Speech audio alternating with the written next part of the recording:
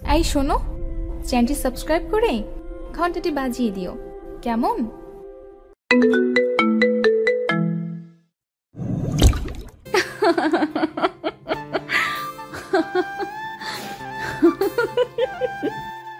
এই যে সুন্দরী, একা দাঁড়িয়ে আছো কেন?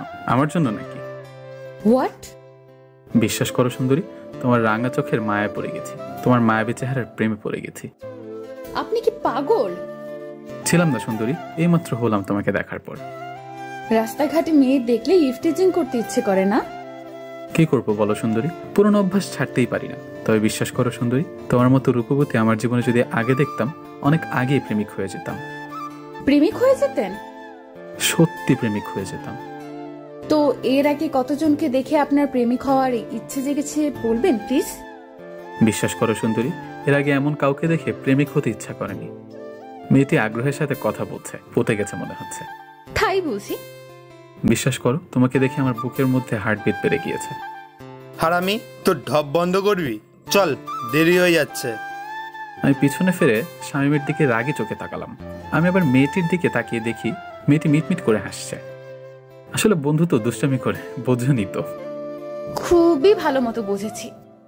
তবে বিশ্বাস করো, তোমাকে দেখার পর আমার কেন যেন আজ প্রেমিক হতে ইচ্ছা করছে। তাই প্রেমিক হবেন? আচ্ছা বলুন তো, প্রেমিক বলতে আপনি কি বোঝেন?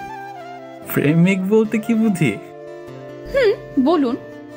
না মানে, বিষয়টা ভাবুক বিষয়, তবে আমার কাছে খুবই ইজি। আমার ভালোবাসা সম্পর্কে অনেক ভালো জ্ঞান আছে।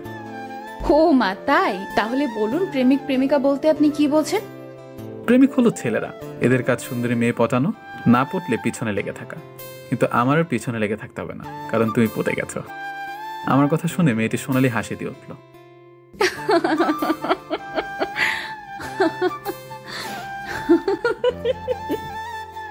আহ, কি হলো কি হলো? তোমার সোনালি হাসি দেখে বুকের ভেতর কেমন জানি করে উঠল। ও মা, তাই? হ্যাঁ সুন্দরী।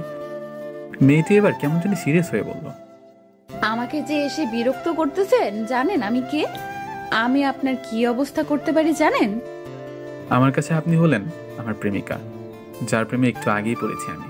এর থেকে আর কি চিনবো বলো সুন্দরী? মেয়েটি হঠাৎ তার ব্যাগ থেকে পিস্তল বের করে বলল, এটা কি জানেন?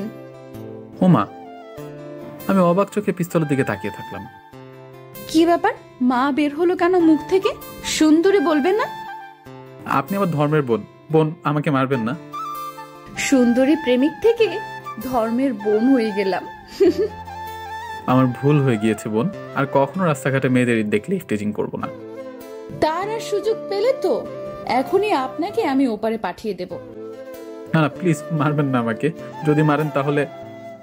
তাহলে কি? আমি পুলিশকে বলে দেবো আপনি আমাকে খুন করেছেন। বেঁচে থাকলে তো বলবা চান্দু। আর আমি কে জানো? না, আপনি কে? বাহ, এখন তো চেনো না, তখন কি যেন বললে? ভুল হয়ে গিয়েছে আমার, বলুন প্লিজ আপনি কে? আমি হলাম ডিবি পুলিশ, মলি চৌধুরী মিষ্টি। ম্যাডাম ম্যাডাম, জীবনে আর এমন করবো না, মাফ করে দিন প্লিজ। ওকে, ক্ষমা করে দিতে পারি, তবে কথা দিতে হবে আজকের পর থেকে মেয়েদেরকে আর বিরক্ত করা যাবে না। এই জন্মে আর না।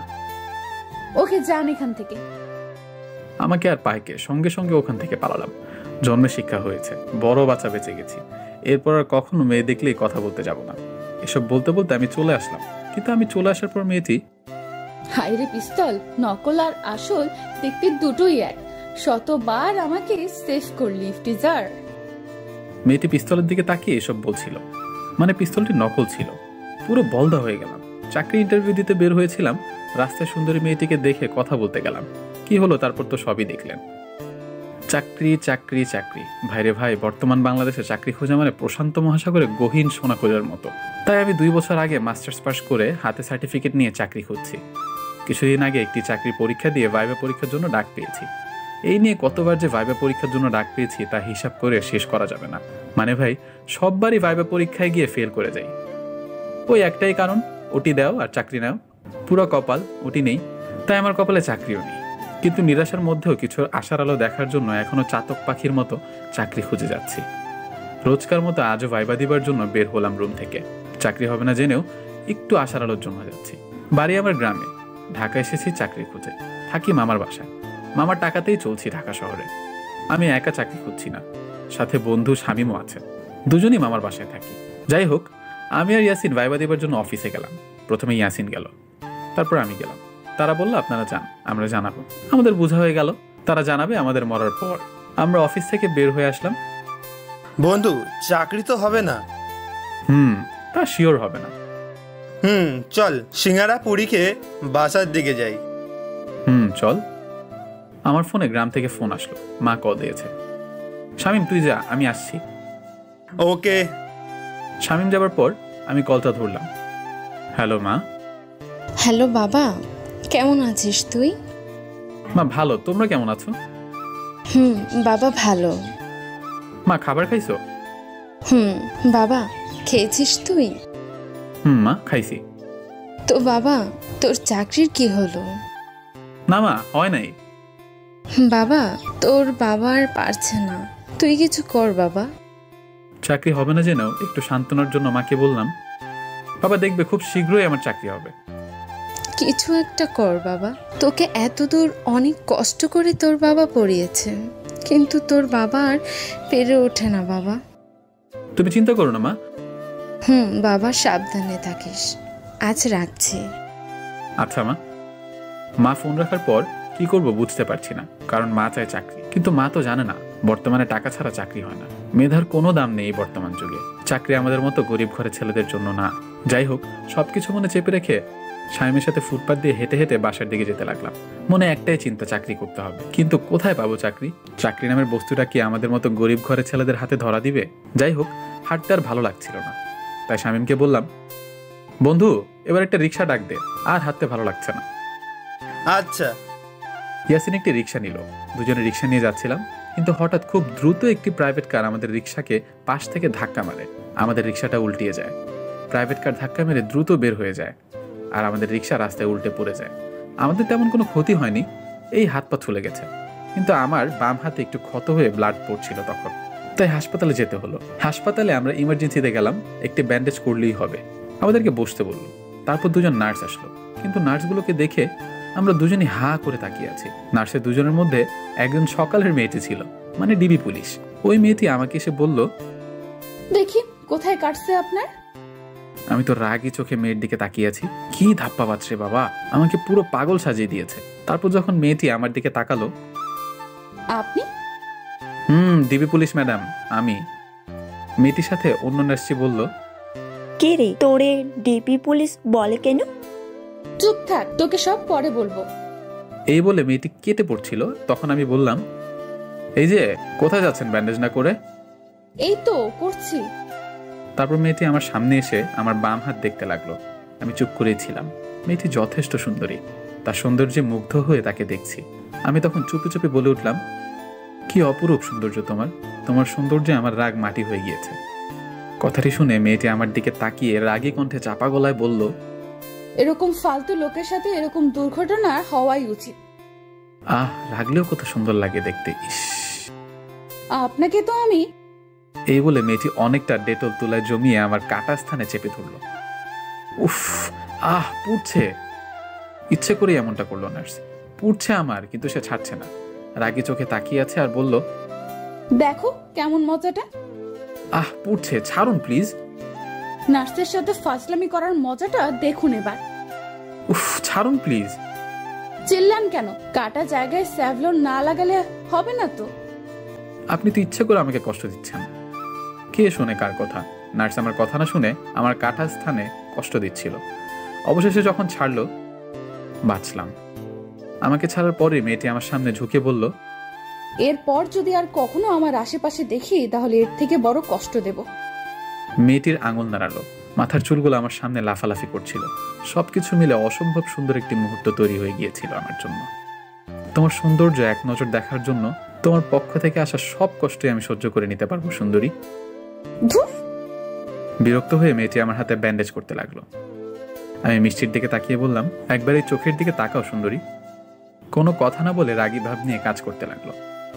সুন্দরী, তোমার নামটা কি জানো? মনে পড়ছে না। মিষ্টি চুপ করে আছে। আমি বললাম, ও হ্যাঁ মনে পড়েছে, মিষ্টি চৌধুরী। চুপ করবেন আপনি? ওকে চুপ। তারপর মিষ্টি মেয়েটি রাগী ভাব নিয়ে আমার হাতে ব্যান্ডেজ করলো। ব্যান্ডেজ করা শেষে চলে যাচ্ছিল। তখন আমি বললাম, আয় সুন্দরী, শুনুন। কি আবার? না মানে কখন কিভাবে ওষুধ খাবো আর ব্যান্ডেজটা কবে খুলবো এগুলো জানার জন্য যদি তোমার নাম্বারটা দিতে। ও হ্যালো, আপনার হাত ভাঙেনি আর অনেক বড় ক্ষতি হয়নি যে ওষুধ খেতে হবে, মানে নাম্বার নেবার ধান্দা নাকি? তাহলে কবে ব্যান্ডেজ খুলতে আপনার কাছে আসবো সেটি তো বলবেন। এই দেখুন, বেশি বাড়াবাড়ি করতেছেন কিন্তু। এই ব্যান্ডেজের জন্য আবার আসবেন মানে? আরে তা না, আমার মা বলেছে কোনো কিছুকে ছোট করে দেখা উচিত না। আপনি আসলেই বেয়াদব। এই বলে মিষ্টি রাগী ভাব নিয়ে চলে যাচ্ছিল। আমি বললাম, আমি কিন্তু আসবো ব্যান্ডেজ খোলার জন্য। এই বলে আমি হাসতে লাগলাম। তোর কি সব জায়গায় লুচ্চামি করতে হবে? বন্ধু, জীবনে অনেক লুচ্চামি করেছি, কিন্তু এই নার্সকে দেখার পর থেকে খুব ভালোবাসতে ইচ্ছা করছে রে। হারামি, তোকে আবার সামনে পেলে পিটাবো।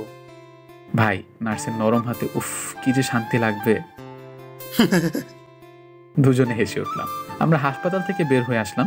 তারপর সোজা মামার বাসায় আসলাম। দুপুরে বাসায় এসে রুমে ঢুকলাম। কিরে, চাকরির কি খবর? জানি না মামা, ভাইবা তো দিয়ে আসলাম, চাকরি হবে নাকি জানি না। দ্রুত কিছু একটা কর ভাগ্নে। তোর মা ফোন দিছিল, তাদের অবস্থা খারাপ, তোর বাবা অসুস্থ, তোকে এখন সংসারের হাল ধরতে হবে। মামা। মন খারাপ করিস না মামা, জানি চাকরি এত সহজ বিষয় না, চিন্তা করিস না, কোনো না কোনো ব্যবস্থা করে দিবে। মামা। যাও, দুজনে ফ্রেশ হয়ে খাবার খেয়ে নাও। আচ্ছা মামা। তারপর দুজনে ফ্রেশ হয়ে খাবার খেয়ে একটা ঘুম দিলাম। ঘুম থেকে উঠে বিকালের টাইমে একটু ঘোরাঘুরি করলাম, কিন্তু সন্ধ্যার পর তখন দেখলাম আমাদের দিকে একটি রিক্সা আসছিল। রিক্সায় ছিল হাসপাতালের নার্সটি। বন্ধু দেখ, সেই মেয়েটি। হ্যাঁ, কিন্তু এদিকে কেন? হয়তো এদিকেই থাকে। হতে পারে। মেয়েটিও আমাদেরকে দেখেছে, কিন্তু কেন জানি অবাক চোখে আমাদের দিকে তাকিয়ে আছে। রিক্সাটা আমাদেরকে ওভারটেক করে চলে গেল, কিন্তু রিক্সাটা আমাদের গলির সামনে গিয়ে দাঁড়ালো, তাই আমরাও দাঁড়ালাম।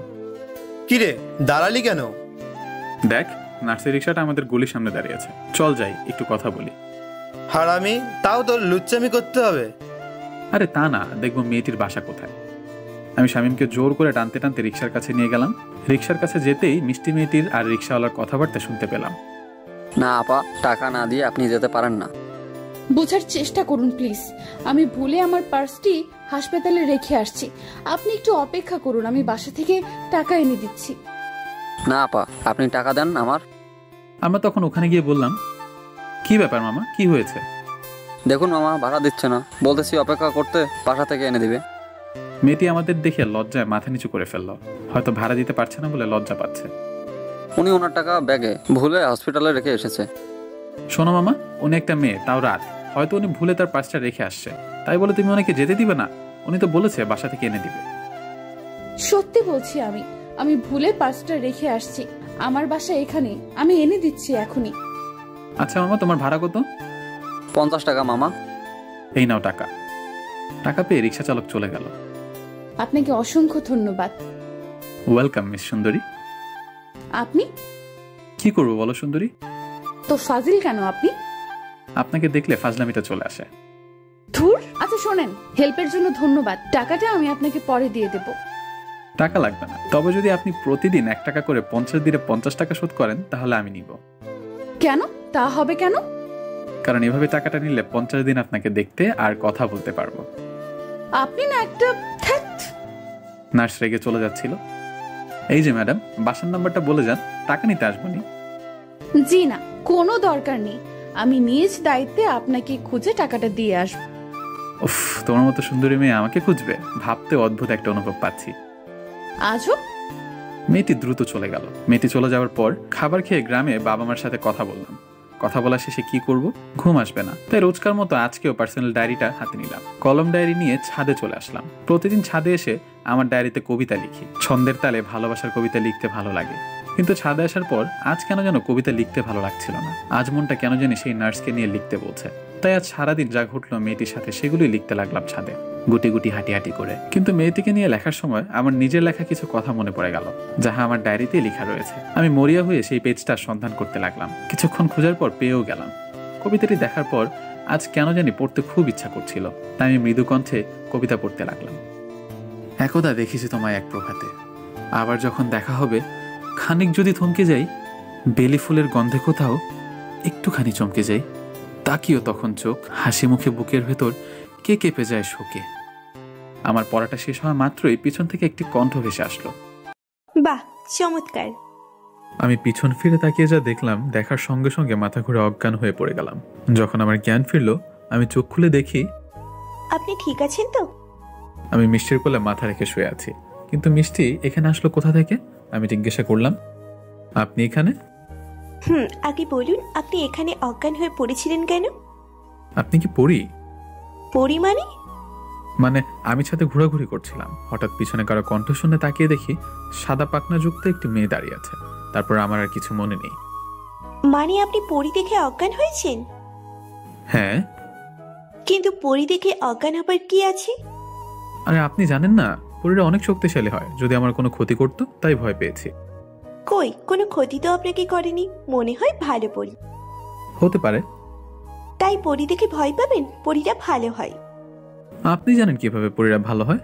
আর আপনি এখানে আসলেন কিভাবে?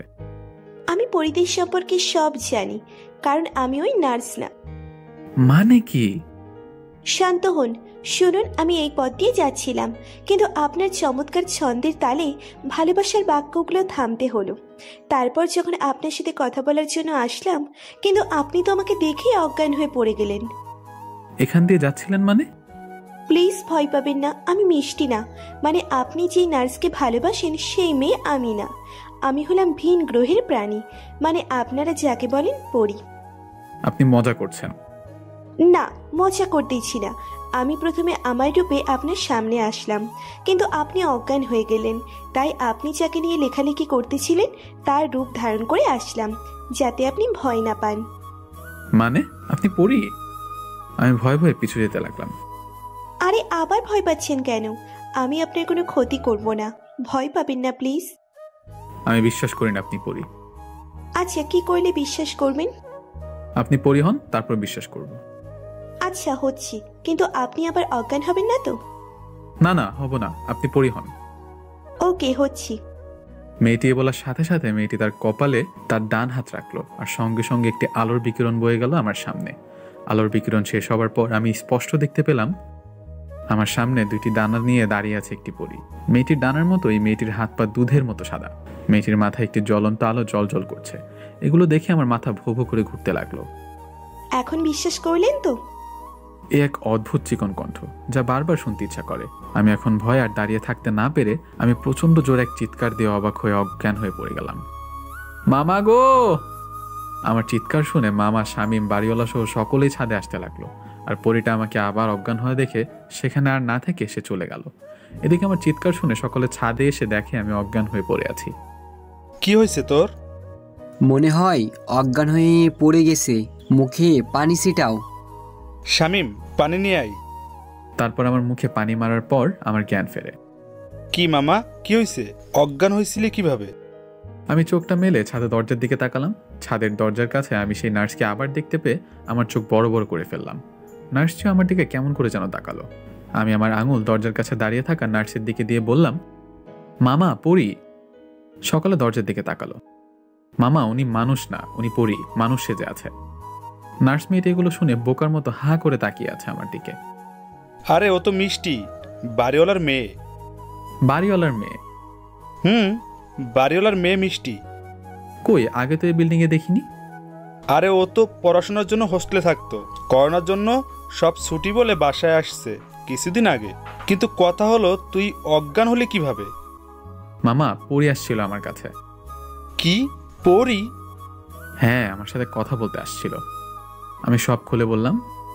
দূর পাগল, পড়ি বলতে কিছু হয় না, তুই ভুল দেখছিস। না মামা, আমি সত্যি দেখেছি। আমার কথা শুনে মিষ্টি সহ সকলেই হাসছিল। শোনো রফিক, তোমার ভাগ্নের মাথা খারাপ হয়ে গেছে, ওকে রুমে নিয়ে যাও। বাড়িওয়ালা এই বলে হাসতে হাসতে তার মেয়েকে নিয়ে চলে গেল। তুই রুমে আয়। তারপর আমরা রুমে গেলাম। রুমে যাওয়ার পর আমি সবাইকে বিশ্বাস করাতে চেষ্টা করছিলাম, কিন্তু কেউ বিশ্বাস করছিল না। তাই আমি চুপচাপ খাবার খেয়ে শুয়ে শুয়ে ভাবতে লাগলাম, তাহলে সব আমার মনের ভুল ছিল। এইসব ভাবতে ভাবতে ঘুমিয়ে পড়লাম। সকালে ঘুম থেকে উঠে ছাদে গেলাম দাঁত ব্রাশ করতে করতে। ছাদে গিয়ে দেখি ওই নার্সটি ছাদে ফুলের গাছে পানি দিচ্ছে। মিষ্টি আমাকে দেখার পর আমার কাছে এসে বলল, গতকাল রাত্রে কি বলছিলেন? আমি মানুষ না আমি পড়ি? বিশ্বাস করুন, আমি সত্যি বলছি, আমি পরি দেখেছি। আপনার রূপ ধারণ করে আমার সাথে কথা পর্যন্ত বলেছে। সত্যি বলতে কি জানেন, আমি শুধু জানতাম আপনি শয়তান একটি ছেলে, কিন্তু আপনার মাথায় যে সমস্যা আছে আজ জানলাম। আমার কথা বিশ্বাস করুন, আমি সত্যি বলছি। আপনি একটা কাজ করুন, পাবনায় ভর্তি হন, ওখানে অনেক পরী আছে। এই বলে হাসতে হাসতে চলে গেল। আমি ওখানেই দাঁড়িয়ে থাকলাম, কাউকে বিশ্বাস করাতে পারছি না। রুমে এসে শামীমকে সব খুলে বললাম, কিন্তু হারামিও কিছু বিশ্বাস করছে না। যাই হোক, এসব ভাবতে ভাবতে সারাদিন কেটে গেল রুমের মধ্যে। কিন্তু বিকেলে যখন রুমে শুয়ে আছি, তখন আমার ফোনটা বেজে উঠল।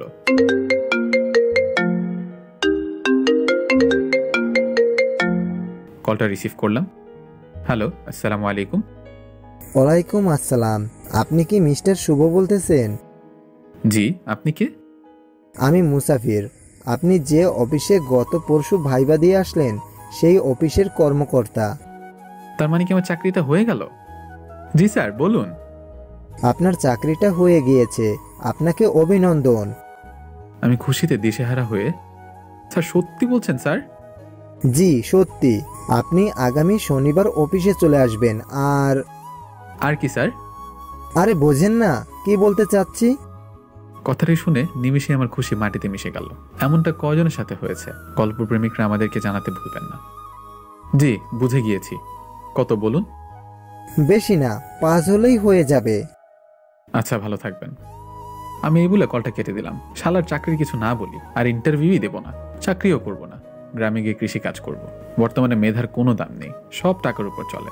সন্ধ্যা প্রায় লেগে গেছে। হাসির আলোর দেখার সাথে সাথে দুঃখের অন্ধকারে সব বিলীন হয়ে গেল। আমার মনটা খারাপ ছিল, তাই সন্ধ্যায় চোখ বন্ধ করতেই কখন ঘুমিয়ে পড়েছি জানি না। খাবারের জন্য মামা ডাকেনি, কাল ভয় পেয়েছি বলে। এক ঘুমে রাত 10টা বেজে গিয়েছে, আমার ঘুম ভাঙেনি। কিন্তু আমার ঘুমের মধ্যে আমি দেখতে পেলাম আমার কাছে কালকে সেই পরীটা এসেছে। আমার সামনে এসে হাঁপিয়ে হাঁপিয়ে পরীটা বলছে, শুভ ওঠো, দ্রুত ওঠো। আমি চোখ খোলার চেষ্টা করলাম, কিন্তু পারলাম না। আমার মুখ দিয়ে কথাও বের হচ্ছিল না। এদিকে আমার স্বপ্নে আমাকে পরীটা ডেকে যাচ্ছিল। যখন আমি উঠছিলাম না, তখন পরীটা আমার শরীরে স্পর্শ করাতে আমি ঘুম থেকে উঠে সোজা বসে পড়ি, আর চোখ খুলে সামনে তাকিয়ে দেখি কালকের সেই পরী। আমি স্বপ্ন ভেবে চোখে আঙুল দিয়ে ডলছিলাম। স্বপ্ন না শুভ, এটা সত্যি। চলো আমার সাথে, দ্রুত চলো। পরীটার কণ্ঠ শুনে আমার পাশে শুয়ে থাকা শামীমকে ডাকতে যাব, তখন পরীটা বলে উঠল, তুমি ছাড়া আমাকে কেউ দেখতে পারবে না। আর আমি তোমার কাছে এসেছি কারণ তোমার ভালোবাসা মিষ্টিকে কিছু বকাটে ছেলেরা প্রাইভেট কারে তুলে নিয়ে যাচ্ছে। মানে? আমি সত্যি বলছি, মিষ্টি হাসপাতাল থেকে আজ একটু দেরিতে বের হয়েছে, আর তাই রাস্তায় কিছু বকাটে ছেলেরা ওকে তুলে নিয়ে গেছে। আপনি মিথ্যা বলছেন আমাকে আপনার সাথে নেবার জন্য। কি প্রমাণ আছে আপনি সত্যি বলছেন? জানি বিশ্বাস করবে না, তাহলে এই দেখো। এই বলে পরীটা তার অলৌকিক শক্তি ব্যবহার করে আমার সামনে দেখাতে লাগলো। আমি দেখলাম নার্সকে কিছু ছেলে গাড়ির মধ্যে জোর করে আটকে রেখেছে, মিষ্টির মুখ ওড়না দিয়ে বাঁধা। আমি তো তোমাকে সেটাই বোঝানোর চেষ্টা করতেছি সেই কখন থেকে। প্লিজ আমাকে ওর কাছে নিয়ে চলেন। আসো। তারপর পরী তার অলৌকিক শক্তি ব্যবহার করে সেখানে নিয়ে গেল। তুমি কিছু একটা করো। যদি আমি কিছু করতে পারতাম তাহলে কি তোমাকে ডাকতাম না? মানে? মানে মানব জাতির উপর আমাদের শক্তি ব্যবহার করা বারণ। যদি করি তাহলে? পরীটা থেমে গেল। তাহলে কি? যদি আমি আমার শক্তি তোমাদের উপর ব্যবহার করি তাহলে আমি সঙ্গে সঙ্গে আমার সব শক্তি হারিয়ে ফেলবো। আমি তোমাদের মতো সাধারণ মানুষ হয়ে যাব। কিন্তু এখন কিভাবে গাড়ি থামাবো? দেখো, ওরা গাড়ির মধ্যে মিষ্টির সাথে নোংরামি করার চেষ্টা করছে। আমি শুধু গাড়িটা থামিয়ে দিতে পারি, এর বেশি কিচ্ছু করতে পারবো না। বাকিটা তোমাকে করতে হবে। তাহলে দ্রুত গাড়িটা থামাও প্লিজ, আর আমার হাতে একটি মোটা লাঠি এনে দাও। আচ্ছা। তারপর পরীটা আমাকে একটি লাঠি দিল, আর তার শক্তি ব্যবহার করে গাড়িটা থামিয়ে দিল। গাড়ি একা একাই বন্ধ হয়ে গেল, আর আমাকে গাড়ির সামনে নিয়ে দাঁড় করালো। গাড়িটা বন্ধ হলে গাড়ির মধ্যে থাকা 4টি লোক গাড়ির সামনে আমাকে দেখে তারা মিষ্টিকে গাড়ির মধ্যে রেখে গাড়ি থেকে বের হলো। আমার হাতে লাঠি দেখে তারা খালি হাতে বের হলো না, তাই আমি তাদের সুযোগ দেবার আগে আমি দ্রুত একজনকে মাথায় বাড়ি দিয়ে মাটিতে শুইয়ে দিলাম। তারপর ওপাশ থেকে বাকি দুজন আসার আগেই এই পাশে থাকা আরেকজনকে মাথায় বাড়ি দিয়ে শুইয়ে দিলাম। আর এইদিকে ওই দুজনের মধ্যে একজন পিছন থেকে এসে সোজা আমার মাথায় বাড়ি দিল। সঙ্গে সঙ্গে আমার মাথা ফেটে রক্ত পড়তে লাগলো, কিন্তু আমি মাটিতে পড়ে না গিয়ে শরীরের সর্বশক্তি দিয়ে লোকটির মাথায় বাড়ি দিয়ে মাথা ফাটিয়ে দিলাম। আর আরেকজন তখন এই সুযোগে আমার বাম হাতে একটি বাড়ি দিল। বাড়ি দেওয়ার সাথে সাথে লোকটির হাতের লাঠি ভেঙে 2 ভাগ হয়ে গেল। বাড়ি দেওয়ার পর আমি আমার বাম হাতে কোনো বল পাচ্ছিলাম না, হয়তো বাম হাত ভেঙে গিয়েছে। আমি আমার পাটা ব্যবহার করে শেষ লোকটির মিডলে লাঠি দিলাম, আর ডান হাতের লাঠিটা দিয়ে মাথায় বাড়ি দিলাম কয়েকটা। সবগুলো মাটিতে গড়াগড়ি খাচ্ছে, আর আমি মাতালের মতো এদিক থেকে ওদিক যাচ্ছি। মাথা থেকে অনবরত রক্ত পড়ছে, মাথাটা ঝিম ধরে আছে, সবকিছু ঘুরছিল। লোকগুলোকে মাটিতে পড়ে থাকা অবস্থায় আমি আরও পেটাতে থাকলাম। সবগুলোকে যখন মাটিতে লেপে দিয়েছি, তখন আমি গাড়ির দরজাটা খুললাম। দরজাটা খুলে আমি ঝাপসা চোখে দেখতে পেলাম মিষ্টি মানে সুন্দরী নার্স অবাক চোখে আমার দিকে তাকিয়ে আছে। আমি মিষ্টিকে গাড়ি থেকে নামালাম। আমি দাঁড়িয়ে থাকতে পারছিলাম না, কারণ প্রচুর রক্ত পড়ছিল, আমার শরীর ঝিম ধরে আসছিল। আমি মাটিতে পড়ে যাওয়ার আগে মিষ্টিকে বাঁধন মুক্ত করলাম। তারপর আমার আর কিছু মনে নেই। তারপর যখন আমার জ্ঞান ফিরল, তখন আমি নিজেকে হাসপাতালের বেডে আবিষ্কার করলাম। আমার পাশে বসেছিল সেই নার্স মানে মিষ্টি। আপনি? আমার মাথায় ব্যান্ডেজ, হাতে ব্যান্ডেজ, বাম হাত কেসে। আপনার জ্ঞান ফিরেছে? আমি আস্তে করে বললাম, হ্যাঁ। আমার জ্ঞান ফেরার কথা শুনে মামা, ইয়াসিন, মিষ্টির বাবা মা ভিতরে আসলো। মামা কেমন লাগতেছে এখন? মামা ভালো। বাবা, তুমি আমার মেয়েকে অনেক বড় বিপদ থেকে বাঁচিয়েছো। তোমাকে যে কি বলে ধন্যবাদ দিব আমি জানি না। আঙ্কেল, এটি আমার কর্তব্য ছিল। তোমরা কেউ ওনার সাথে কথা বললো না, উনি কথা বললে মাথায় সমস্যা হবে। আমি রুমের মধ্যে পরীকে দেখতে পেলাম, আমি ছাড়া তো কেউ দেখতে পাবে না। পরীটা আমার দিকে তাকিয়ে একটি হাসি দিয়ে ফাইন দেখালো হাত দিয়ে। ঠিক বলছো, ওর সাথে কেউ কথা বলো না। তোমরা সকলে বাইরে যাও, ওনাকে রেস্ট নিতে দাও। ওকে। সকালে রুম থেকে বের হলো। তারপর মিষ্টি আমার কাছে এসে বলল, একটু কষ্ট করে উঠে বসতে হবে, একটু ওষুধ খেতে হবে। এত সুন্দর করে কথা এর আগে বলেনি। আমি তো পারবো না উঠতে, বাম হাত ভাঙা। ওকে, আমি উঠিয়ে দিচ্ছি। এ বলে মলি আমাকে ধরে বসালো। নেন, খান। আমি ওষুধটা নিয়ে খেলাম। ওষুধ খাওয়া শেষে মিষ্টি একটি চেয়ার নিয়ে আমার সামনে বসলো আর বলল, আমি কিছু কথা বলবো, সব কথার উত্তর দিবেন, তবে আস্তে আস্তে। তার আগে আমার কিছু কথা আছে। কি কথা? আমি আপনাকে বাংলা সিনেমার নায়কের মতো বাঁচালাম, তোমার তো এখন আমার প্রেমে পড়ে যাবার কথা। তাই? তুমি আমাকে এখন বলবে তোমাকে ভুল বুঝছি, আমাকে ক্ষমা করে দাও, আর আমি তোমাকে ভালোবাসি। না, বলবো না তো। কেন? তুমি কি আমার প্রেমে পড়নি? না তো। পড়ো নাই? না মানে, আপনি কি ভালো হবেন না? হাসপাতালের বেডে শুয়ে আছেন, তাও শয়তানি করতেছেন। কি করব তাহলে? আগে আমার প্রশ্নের উত্তর দিন। কি? আপনি জানলেন কিভাবে? আর আমাকে খুঁজে বের করলেন কিভাবে? রুমের মধ্যে পরিটা সব শুনছে আর হাসছে। আমি বলতে পারি, তবে তুমি কি বিশ্বাস করবে? অবশ্যই করব, বলেন। আগে কথা দাও, কথাগুলো কাউকে বলবে না। আচ্ছা, বলবো না, বলেন। তুমি বিপদে আছো, কোথায় আছো, এই সব কিছু আমাকে বলেছে সেই দিন রাত্রে পরিটা। মানে এখনো ফাজলামি? বলেন প্লিজ সত্যিটা। এই তো বিশ্বাস করছেন না। Okay wait. আমি এই বলে পরিটাকে বললাম, পরি তুমি মিষ্টির সামনে এসো তো। কার সাথে কথা বলেন? চুপ করো, পরি আসো প্লিজ। পরিটা না করলেও আমার চাপে আসতে বাধ্য হলো। কি এখন বিশ্বাস হলো? তার মানে সেদিন রাত্রে সব কথা সত্যি ছিল? আপু সত্যি ছিল। কিন্তু আমি তো জানতাম পরি বলতে কিছু নেই। ভুল জানতে, এখন সঠিকটা দেখে জেনে নাও। সেটাই তো দেখছি। তারপর পরিটা হঠাৎ বলে উঠল, তোমরা থাকো, আমাকে যেতে হবে, আমার ডাক পড়েছে। আগামী 1 মাস পৃথিবীতে আসা বারণ আমাদের, তাই আসতে পারবো না। কেন আসতে পারবে না? কারণ আমাদের রাজ্যের রাজার মেয়ের বিবাহ, এই জন্য। আমি আসি, তোমরা দেখে শুনে থেকো, 1 মাস পর দেখা হবে। আচ্ছা, মিস করবো খুব। আমিও অনেক মিস করব। এই বলে পরিটা চলে গেল।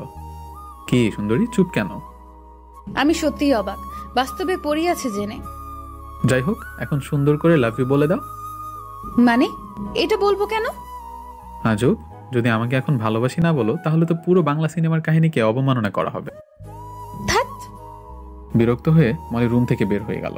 আমার আর ভালোবাসি কথাটা শোনা হবে না, গল্পেও না, বাস্তবেও না। যাই হোক, আমার সুস্থ হতে 1 মাস লেগে গেল।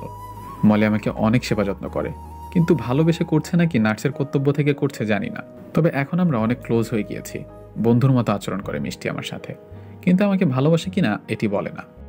যাই হোক, এভাবে একদিন আমি আর শামীম ঘুরতে বের হয়েছিলাম। তখন আমরা দেখতে পেলাম মিষ্টি একটি ছেলের হোন্ডার পিছনে বসে আছে। মিষ্টি ছেলেটির কাঁধে হাত রেখে কথা বলতে বলতে কোথায় যেন যাচ্ছে। বন্ধু, মিষ্টি মনে হলো। মিষ্টি তো। ছেলেটি কে? জানি না। চল তো দেখি। না থাক, বাদ দে। বাদ দেবো কেন? জানতে হবে না কে? যদি বয়ফ্রেন্ড হয় তাহলে তোকে এতদিনে ঘুরালো কেন? বাদ দে। তুই আয় তো। এই বলে শামীম একটি সিএনজি নিল আর সেই হোন্ডার পিছু নিলাম। প্রথমে তারা একটি পার্কে গেল, সেখানে অনেকক্ষণ গল্প করলো, বাদাম মুড়ি খেলো, তারপর তারা রেস্টুরেন্টে ঢুকলো। বন্ধু, কিছু বুঝতে পারলি? বন্ধু, আমরা অনেক সময় চোখে যা দেখি আর মনে যা ভাবি সেটা সত্য নাও হতে পারে। আমি বুঝলাম না তুই এখনো শান্ত আছিস কিভাবে? আমার তো রাগে গা জ্বালা দিচ্ছে। শোন বন্ধু, এখানে রাগার মতো কিছু নেই। তুই ভেবে দেখ, মিষ্টি কিন্তু এখন আমাকে বলেনি সে আমাকে ভালোবাসে। আমাদের মধ্যে তেমন কিছুই হয়নি। এখন যদি আমরা জানতে পারি মিষ্টির বয়ফ্রেন্ড আছে, তাহলে আমরা মিষ্টির খারাপ মেয়ে বলতে পারবো না, কারণ সে আমাকে বলেনি যে সে আমাকে ভালোবাসে। তা ঠিক, কিন্তু তোকে যে ভালোবাসতে পারবে না বা ওর বয়ফ্রেন্ড আছে এগুলো তো কিছুই বলেনি। আচ্ছা বাদ দে তো, আমার বুকের ভেতর কেমন যেন করছিল, খুব কষ্ট হচ্ছিল মিষ্টিকে অন্য ছেলের সাথে দেখে। চল আমরা কথা বলি ওদের কাছে গিয়ে। পাগল হয়েছিস তুই? চল বাসায় চল। আমি এই বলে শামীমকে নিয়ে বাসায় চলে আসলাম। বাসায় আসার পর আমি ছাদে গিয়ে দাঁড়িয়েছিলাম মন খারাপ করে। পরীকে আজ অনেক মিস করছিলাম। যদি পরীটা থাকতো ওর কাছে মনের কথাগুলো শেয়ার করতে পারতাম।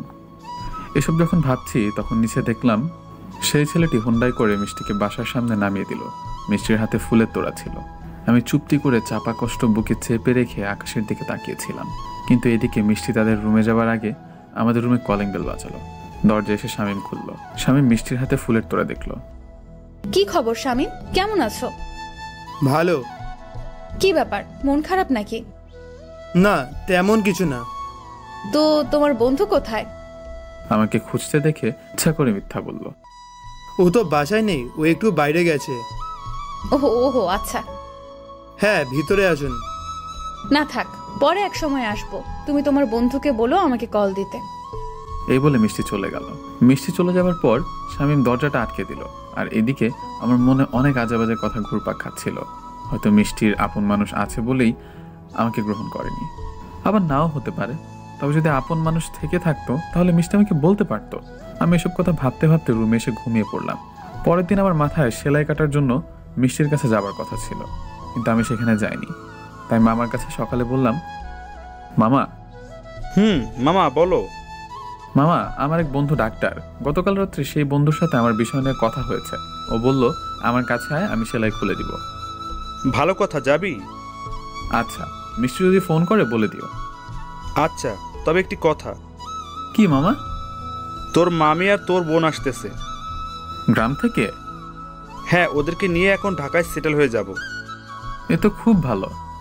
হ্যাঁ, আমি আসি আজ। এই বলে মামা তার কাজে চলে গেল।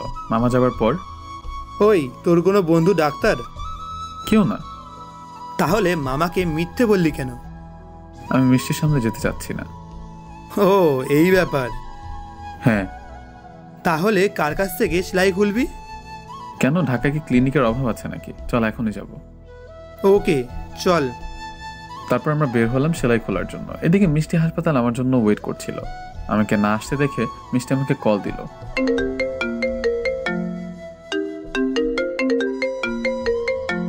আমি কল এসে দেখে ফোনটা বন্ধ করে দেই।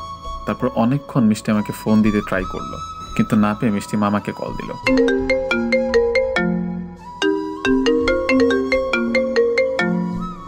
হ্যালো মামা। মিষ্টি বলো। মামা, শুভ কোথায়? এখনো আসলো না তো সেলাই খোলার জন্য? ওহো, ওর এক বন্ধু ডাক্তার, তার কাছে গিয়েছে সেলাই খোলার জন্য। ও আচ্ছা। মিষ্টির মনটা খারাপ হয়ে গেল কথাটা শুনে। আচ্ছা, একটু বিজি আছি, পরে কথা বলবো। আচ্ছা মামা। এই বলে মামা কল কেটে দিল। আর এদিকে মিষ্টির মনটা খারাপ হয়ে গেল।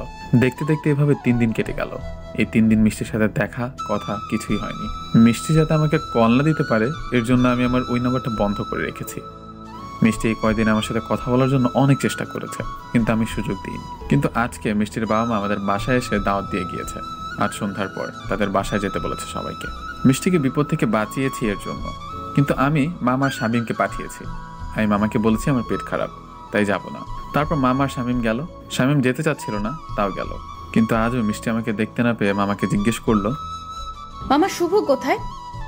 ওর শরীর খারাপ, তাই আসেনি। বাবা, আমি যাচ্ছি। এই বলে মিষ্টি আমাকে ডাকার জন্য আমাদের রুমের দিকে আসছিল।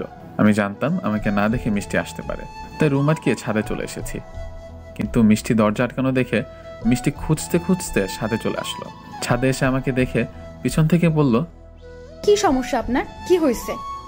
আমি পিছনে ফিরে তাকালাম। আপনি এখানে? আমি এখানে। আগে বলুন, আপনি আমার সাথে এমন করতেছেন কেন? কি করলাম আমি? কি করছেন জানেন না? না তো, কি করেছি? আপনি ভালো করেই জানেন আমি কি নিয়ে কথা বলতেছি। আজব, সত্যি আমি বুঝছি না কিছু। আপনি আমাকে গত কয়েকদিন যাবত ইগনোর করতেছেন। আরে ভুল বুঝছেন, আমি ইগনোর করবো কেন? এই একদম মিথ্যা বলবেন না। আমি কল দিলে নাম্বার বন্ধ করে রেখে দেন। আমাকে আপনাদের বাসায় যাওয়া দেখলে আপনি বাসা থেকে পালান। এমন কেন করতেছেন? না না, ভুল বুঝছেন আপনি। আমি একটু বিজি ছিলাম, তাই আপনার সাথে দেখা করতে পারিনি, কথা বলতে পারিনি। তাই? সত্যি বলছি। তো কি নিয়ে এত বিজি ছিলেন আপনি? এই একটু কাজ নিয়ে বিজি ছিলাম। তো আপনি এখানে কেন? আমি এখানে কেন? ওহো, বুঝেছি, দাওয়াত দিয়েছেন যায়নি বলে। আসলে আমার শরীরটা ভালো নেই, তাই আর কি যায়নি।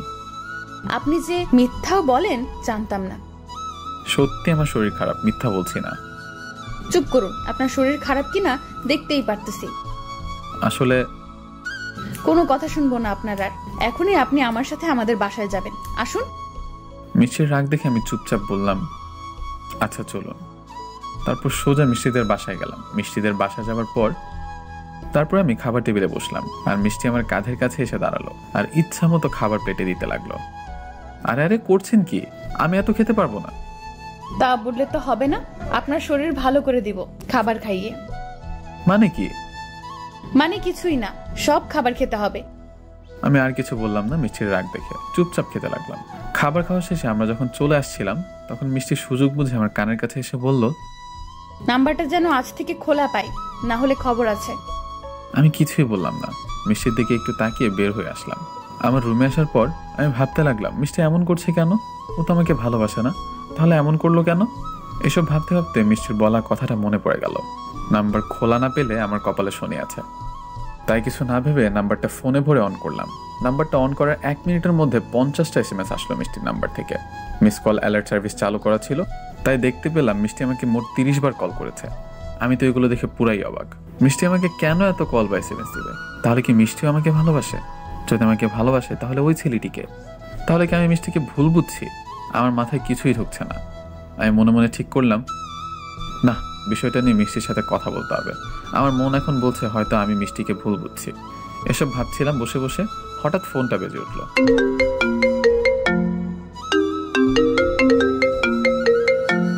দেখলাম মিষ্টির নাম্বার থেকে কল এসেছে। আমি কলটা রিসিভ করলাম। হ্যালো, কেমন আছেন? হ্যাঁ ভালো, আপনি? ভালো। তো SMS গুলো দেখছেন? দেখলাম। ভালো, কিছু বলবেন না? ভাবলাম ওই ছেলেটাকে নিয়ে এখনই বলি, কিন্তু সামনাসামনি বলাটা ভালো হবে, তাই ভেবে বললাম না। কি বলবো? কিছুই বলার নেই? না। ওহো, তাহলে এটি বলুন, আমাকে আপনি করে বলতেছেন কেন? আগে তো বলতেন না। এমনি বলেছে, আমি এড়িয়ে চলছি সব কথা। ও আচ্ছা, তাহলে ঘুমান, আমি রাখি। তারপর যখন মিষ্টি কলটা কাটতে যাবে, তখন আমি বলে উঠলাম, শুনুন। বলুন। কালকে বিকালে দেখা করতে পারবেন? বাইরে কিছু কথা বলার ছিল। মিষ্টি অনেক আগ্রহ নিয়ে বলল, অবশ্যই। কোথায় কখন দেখা করবেন বলেন? তারপর আমি সময় ও জায়গা বলে কলটা কেটে দিলাম। কাল বিকেলে মিষ্টির সাথে দেখা করব, কিন্তু সকালে আমি ঘুম থেকে উঠে ছাদে চলে গেলাম হাঁটাহাঁটি করতে। শীতের সকাল 8টা বাজে।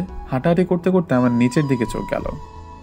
নিচে দেখি সেদিনকার সেই ছেলেটি বাড়ির সামনে হোন্ডা নিয়ে দাঁড়িয়ে আছে। আমি ভাবতে লাগলাম, ছেলেটা এখানে কেন? ঠিক তখনই দেখলাম মিষ্টি বাসা থেকে সেজে গুজে বের হলো, আর ছেলেটার হোন্ডায় বসে কোথায় যেন গেল। এটি দেখার পর আমার মনটা সঙ্গে সঙ্গে খারাপ হয়ে গেল। মিষ্টির সাথে দেখা করার ইচ্ছাটাও মরে গেল। তাই মন খারাপ করে সারাদিন রুমে শুয়েছিলাম। কিন্তু দুপুরে বাসায় মামি আর মামাতো বোন আসলো। মামাতো বোনের নাম সুমি, আর আমি সবসময় আমার সাথে দুষ্টামি করে। আমাকে কিভাবে প্যারায় ফেলবে সেই চিন্তায় থাকে। তাই বাসায় এসেই আমাকে খুঁজতে খুঁজতে আমার রুমে চলে আসলো। ভাইয়া ভাইয়া, আমি চলে আসছি। সুমি ক্লাস 10-এ পড়ে, অনেক ফাজিল। আমার কপাল পুড়েছে। তা তো পূর্বেই। শোন, বেশি কিছু বলবো না, বিকালে ঘুরতে নিয়ে যেতে হবে। এখন ট্রাভেল করে আসছি, ক্লান্ত অনেক, এখন বিশ্রাম নিব, বিকালে ঘুরতে যাব, ঠিক আছে? অনেক ঘন পেঁচাল পারে শুনি, জেনে রাখুন। ওকে নিয়ে যাব? আমি হ্যাঁ বলে দিলাম। না বললে আমাকে কি কি বিপদে ফেলবে কে জানে।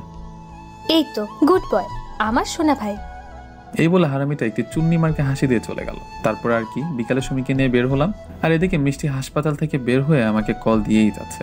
আমি ফোন ধরছিলাম না, পাশে সুমি ছিল বলে। যখন ফোনে মিষ্টি আমাকে পেল না, তখন সে রিক্সা করে বাসার দিকে আসছিল। কিন্তু রাস্তায় মিষ্টি আমাকে আর সুমিকে রিক্সায় দেখে অবাক চোখে তাকিয়ে আছে। মামা মামা রিক্সা ঘুরান আর ওই রিক্সাটাকে ফলো করেন। মিষ্টি সঙ্গে সঙ্গে রিক্সা চালককে রিক্সা ঘুরাতে বলল। তারপর রিক্সা চালক রিক্সা ঘুরিয়ে আমার পিছু আসতে লাগলো। আর সুমিতা আমার সাথে দুষ্টুমি করছিল। এগুলো দেখে মিষ্টি রেগে আগুন হয়ে গেল, তাই বারবার কল দিচ্ছিল। আমি ধরছিলাম না। অবশেষে যখন আমরা একটি পার্কে গেলাম, পার্কে সুমি আর আমি ঘোরাঘুরি করছিলাম, তখন হঠাৎ মিষ্টি আমাদের সামনে চলে আসলো। আমি মিষ্টিকে দেখে হা করে তাকিয়ে আছি। এই আপনার বিকেলে দেখা করা? না মানে হয়েছে কি? চুপ, কোনো কথা বলবেন না। এই মেয়েটাকে? সুমি বুঝতে পারলো আমাদের মধ্যে কি সম্পর্ক, তাই সুমি আমাকে পচানোর জন্য বলল, সোনা, মেয়েটা কে গো? সুমি হঠাৎ আমার বাম হাত জড়িয়ে ধরে ঢং করে কথাটি বলল। এটি দেখে মিষ্টি আরো রেগে গেল। আমি কে? ওই আপনি বলবেন মেয়েটি কে?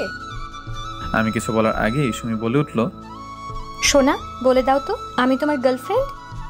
আমি তো আজ শেষ। হোয়াট? গার্লফ্রেন্ড মানে? হ্যাঁ, আমি ওর গার্লফ্রেন্ড। কি গো, তুমি চুপ কেন? কিছু বলো। কি বলবে? বলার মতো কিছু আছে নাকি? যাই হোক, আপনার যে গার্লফ্রেন্ড আছে আমি জানতাম না। আমিও জানতাম না। কি জানতেন না? কিছু না। ভালো থাকবেন, জীবনে দুজনে হাসি খুশি থাকবেন, এই দোয়াই করি। বাই। মিষ্টি কথাগুলো বলে চলে যাচ্ছিল। তখন সুমি পিছন থেকে মিষ্টিকে ডাকতে যাবে, তখন আমি সুমিকে আটকালাম। কি ভাইয়া, আটকাচ্ছ কেন? চলে যাচ্ছে তো। যেতে দে। যেতে দেবো মানে? মেয়েটি যে তোমাকে ভুল বুঝছে, ভুলটা ভাঙাতে হবে না? না, আমি চাই ও আমাকে ভুল বুঝে দূরে চলে যাক। কেন চাও? কারণ ওর বয়ফ্রেন্ড আছে। কি বলো? ওই মেয়ের বয়ফ্রেন্ড আছে? হ্যাঁ আছে। ওর সাথে কোনো কিছু হওয়ার আগে বিষয়টা দেখে ফেলেছি, এতে সবার জন্য ভালো হয়েছে। না ভাইয়া, মেয়েটিকে দেখে মনে হচ্ছে না মেয়েটির বয়ফ্রেন্ড আছে। তুই ছোট মানুষ, তুই কিছু বুঝবি না, চল বাসায় চল। এই বলে সুমিকে নিয়ে বাসায় চলে আসলাম। আসার পথে সুমি বারবার বলছিল মেয়েটি আমাকে সত্যি অনেক ভালোবাসে। আমি ওর কথা শুনে হাসছিলাম শুধু। এইদিকে মিষ্টি মন খারাপ করে সোজা বাসায় চলে আসলো। আমার গার্লফ্রেন্ডটা ছেড়ে শোনার পর মিষ্টি রুমে গিয়ে কান্না করতে লাগলো। আর এদিকে আমরা বাসায় এসে রাত্রে খাবার খেয়ে রুমে শুয়ে পড়লাম। আমার মন একদম মানছিল না, তাই ডায়েরিটা নিয়ে হাঁটতে হাঁটতে ছাদে চলে গেলাম। কিন্তু ছাদে গিয়ে দেখি মিষ্টি আর সুমি সামনাসামনি। এদিকে আমাকে আবার ছাদে দেখে মিষ্টি অবাক হয়ে আমাকে বলল, ও এই ব্যাপার তো মিস্টার শুভ, এটি তো হোটেল না যে অনৈতিক কর্মকাণ্ড করবেন আপনার গার্লফ্রেন্ডকে নিয়ে এসে। আমি বুঝতে পারলাম মিষ্টি আমাকে কি মিন করে কথাগুলো বলল। কি যাতা বলছেন? যাতা না, ঠিকই বলছি। ছি, আপনি এত খারাপ। আরে আপু, তুমি আমাকে ভুল বুঝতেছো। কিসের ভুল? তোর লজ্জা করতেছে না বিয়ের আগে এসব করতে? তুমি এখনই আমাদের বাসা থেকে বের হয়ে যাবা, না হলে আমি বাবাকে ডাকতে বাধ্য হব। কি আজব। আরে আপু, উত্তেজিত হবেন না।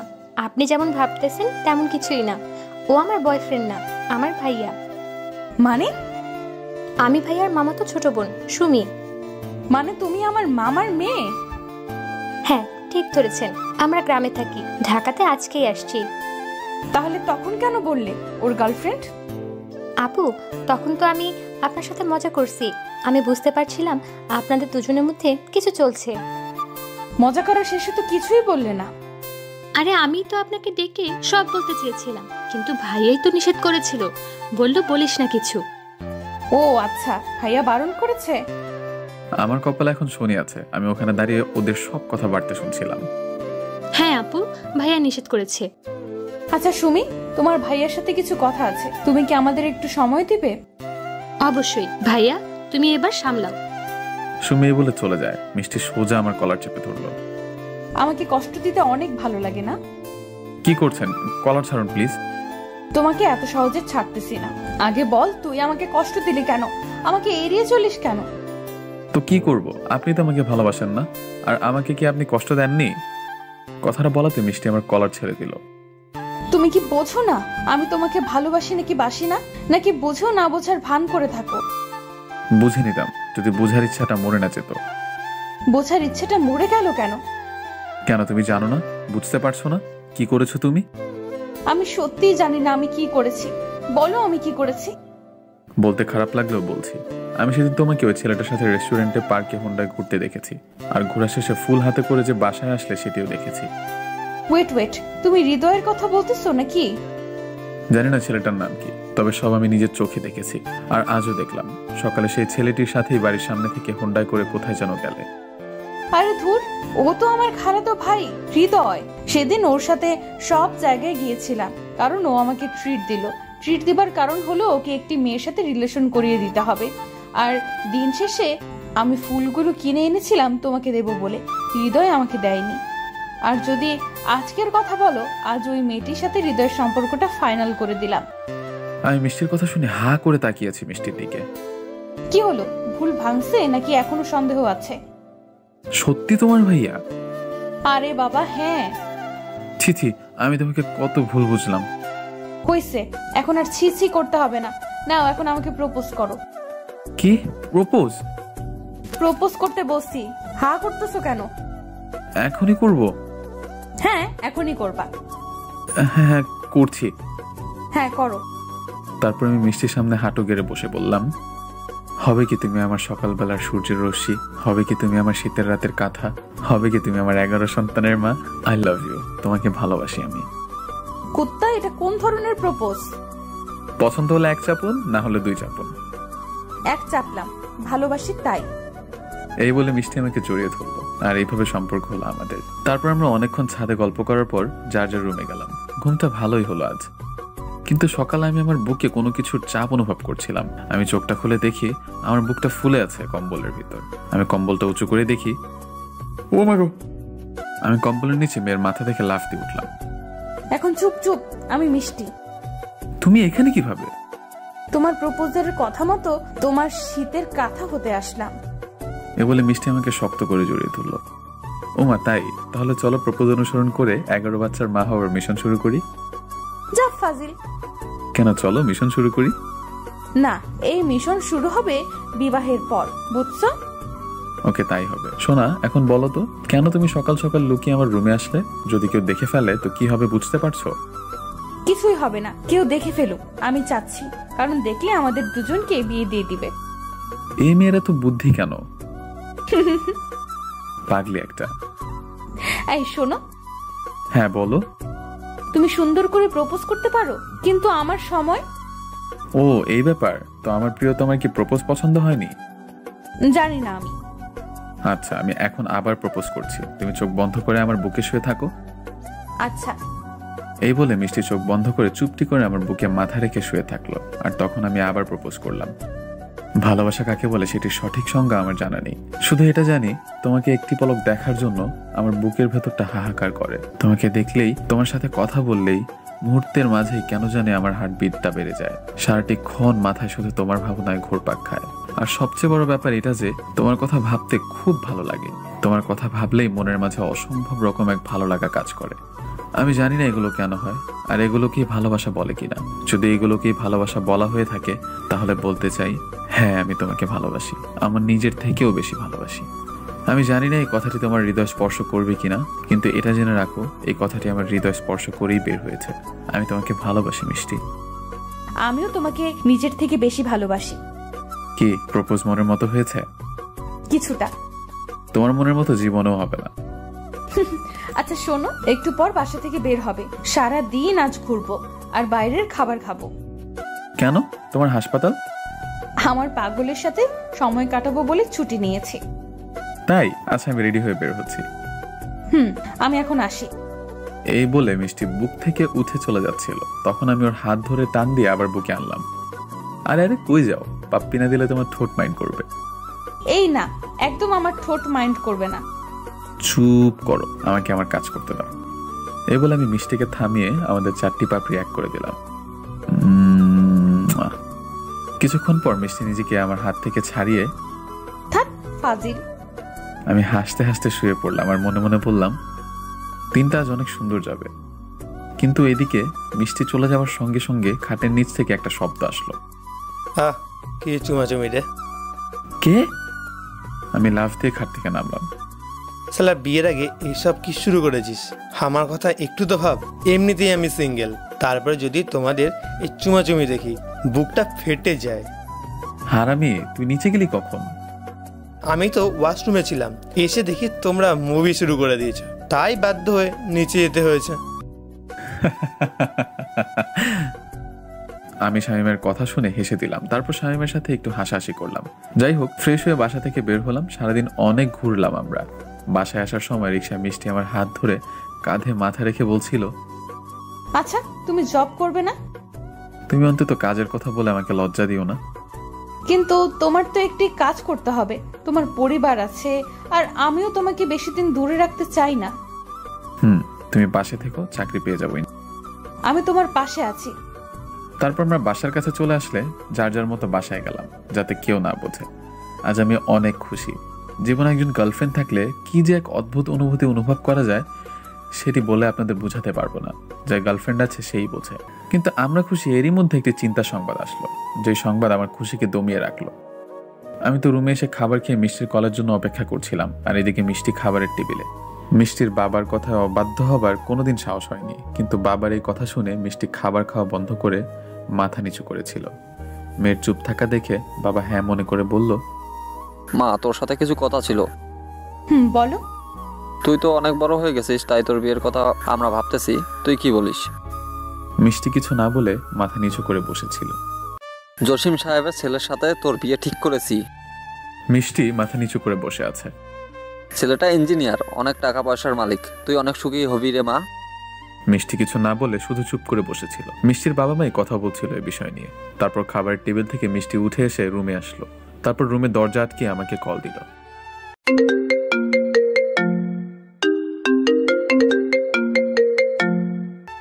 হ্যালো পাগলি, বলো। আমি অপাশ থেকে শুধু মিষ্টির কান্নার শব্দ পেলাম। এই, তোমার কি হয়েছে? আমার সাথে কেন এমনটা হয় বলতে পারো তুমি? প্লিজ কান্না করো না, বলো কি হয়েছে। আমার বিয়ে ঠিক করেছে বাসা থেকে। হোয়াট? কি বলছো তুমি? আমার মাথায় আকাশ ভেঙে পড়লো। আমি সত্যি বলছি, বাবা হঠাৎ করেই আজ বললো আমাকে। এখন কি হবে মিষ্টি? আমি কি তোমার পরিবারের সাথে আমাদের বিষয় নিয়ে কথা বলবো? সেটি করে লাভ হবে না। বাবা ওদেরকে কথা দিয়ে দিয়েছে, আর বাবা একবার কথা দিলে তারপর আর কারো কথা শুনে না। তাহলে এখন কি করবে? আমি তো তোমাকে ছাড়া থাকতে পারবো না। আমি আম্মুর সাথে কথা বলবো তোমাকে নিয়ে। আমি আসবো? না, তুমি এখন ঘুমাও, কাল সকালে কথা বলবো আম্মুর সাথে। ঘুম আসবে না সোনা। আমি রাখছি। এই বলে মিষ্টি কলটা কেটে দিল আর শুয়ে কান্না করতে লাগলো। এদিকে আমার চোখে ঘুম নেই। মিষ্টির কথা ভাবতে ভাবতে রাতটা কেটে গেল। সকালে মিষ্টি বিছানা থেকে উঠে ওর আম্মুর কাছে রান্নাঘরে চলে গেল। আম্মু। কি রে, আজ এত সকাল সকাল ঘুম থেকে উঠলি কেন? আম্মু, তোমার সাথে আমার কিছু কথা আছে। কি কথা? মিষ্টি চুপ থাক। কি রে, বল, কি বলবি? আম্মু, আমি এই বিয়েটা করতে পারবো না। কি বলতেছিস? হ্যাঁ আম্মু, আমি এই বিয়েটা করতে পারবো না। কিন্তু তুই কি বলতেছিস? তুই জানিস তোর বাবা কথা দিয়ে দিয়েছে। কিন্তু মা, আমি এই বিয়েটা করতে পারবো না। আচ্ছা, তুই কান্না করিস না, আমি তোর বাবার সাথে কথা বলতেছি। কিন্তু তুই এটা বল, কেন বিয়েটা করতে পারবি না? আমি একজনকে খুব ভালোবাসি। ভালোবাসিছিলে কিভাবে তুই? তুই জানিস না আমাদের গোষ্ঠীতে এইসব প্রেম ভালোবাসার কোনো মূল্য নেই?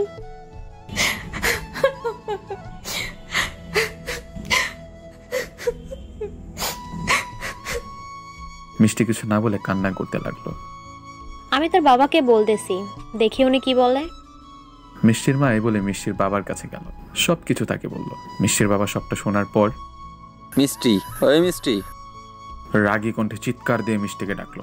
মিষ্টি বাবার রাগী কণ্ঠ শুনে ভয়ে ভয়ে বাবার রুমের দিকে যেতে লাগলো। রুমে যাবার পর, তোর মা যা বললো সব ঠিক সত্য? মিষ্টি কান্না জড়িত কণ্ঠে শুধু তার মাথা নাড়ল। তোর সাহস হলো কিভাবে ওই পাপ কাজ করার? মিষ্টি আবারও কান্না জড়িত কণ্ঠে শুধু তার মাথাই নাড়ল। ছেলেটা কে? মিষ্টি মাথা নিচু করে থাকা অবস্থায় বলল, শুভ। হোয়াট? শুভ? হ্যাঁ আব্বু। কি দেখে ভালোবাসলি বেকার ছেলে? আর ছেলেটাকে ভালো ভেবেছিলাম, কিন্তু তলে তলে এত দূর। ওদের তো আমি এই বাড়ি থেকে বের করে দেব, তোর সাথে বিয়ে দেওয়া তো দূরের কথা। মিষ্টি তখন বুঝতে পারলো বাবা রেগে গিয়ে আমাদেরকে বাসা থেকে বের করে দিবে, তাই কথা ঘুরিয়ে ফেললো। বাবা, আমি শুভকে ভালোবাসি। ও আমাকে ভালোবাসি কিনা জানি না, আমি ওকে কিছুই বলিনি। মিষ্টির কথা শুনে মিষ্টির বাবার রাগ কিছুটা কমলো। ও আচ্ছা, তাহলে শুনে রাখো, ছেলেটাকে ভালোবাসো এটা বলো নাই, আর বলার দরকার নেই আমি যার সাথে বিয়ে ঠিক করেছি তাকে বিয়ে করবা, এটাই আমার শেষ কথা। মিষ্টি জানে তার বাবা মানবে না আমাকে, তাই সে কান্না করতে করতে সেখান থেকে বের হয়ে গেল। মিষ্টি তার রুমে গিয়ে দরজা বন্ধ করে কান্না করতে করতে আমাকে কল দিল।